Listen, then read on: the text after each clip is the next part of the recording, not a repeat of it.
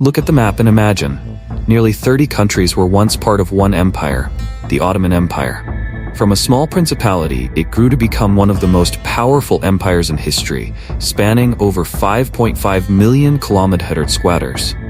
If it were a modern nation, the Ottoman Empire ranks as the 7th largest country in the world, significantly larger than India, which would be next. But how did the Ottoman Empire rise? Every empire has its beginnings, and the origins of the Ottomans are believed to trace back to Central Asia.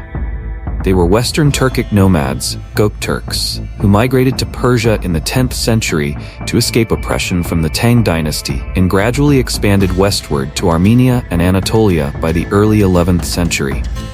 These expansions led to conflict with the Byzantine Empire, or Eastern Roman Empire, which was a powerful force in the Eastern Mediterranean, but had started to decline by the 11th century. The Seljuks, a precursor to the Ottomans, triumphed over the Byzantines in the Battle of Manzikert in 1071 and established the Seljuk Sultanate in Anatolia. However, after the Mongol invasion in 1243, the Seljuk state fragmented into smaller states known as beyliks.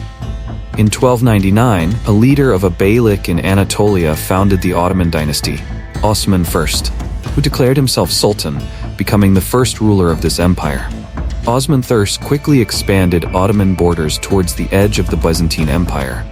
In just a few generations, the Ottomans grew from a small principality to a vast empire, surpassing the neighboring powers. But how did they achieve this? First, the rise of the Ottomans coincided with the decline of the Byzantine Empire. During Osman's time, Anatolia was a patchwork of Turkish lands between a crumbling Byzantine Empire and a weakening Seljuk state. Osman seized this opportunity to expand through strategic alliances and warfare.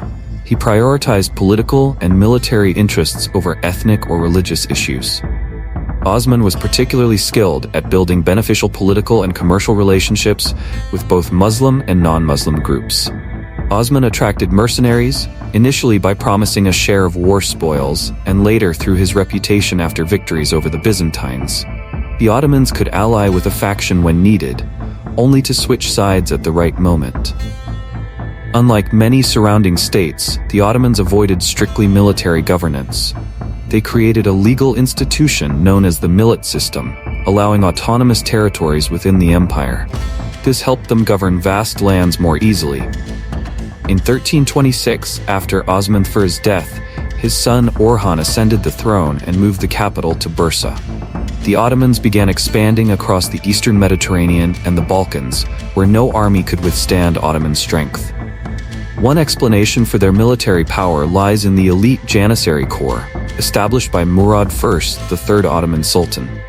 Thousands of Christian boys from villages across the Balkans, captured in battles, were converted to Islam and trained as an elite fighting force.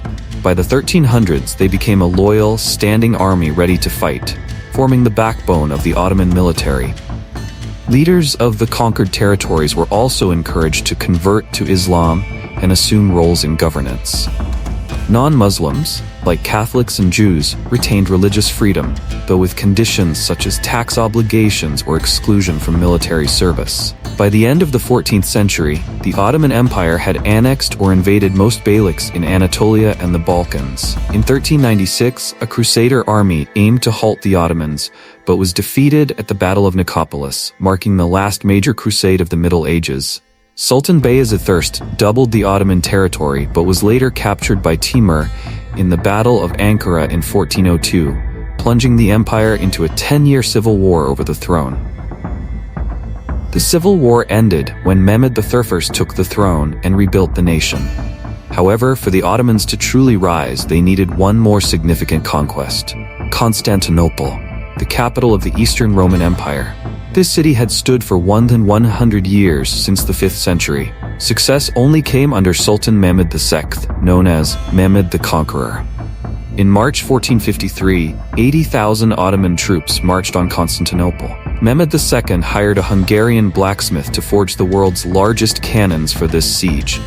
These cannons, called basilica, were unprecedented in medieval warfare.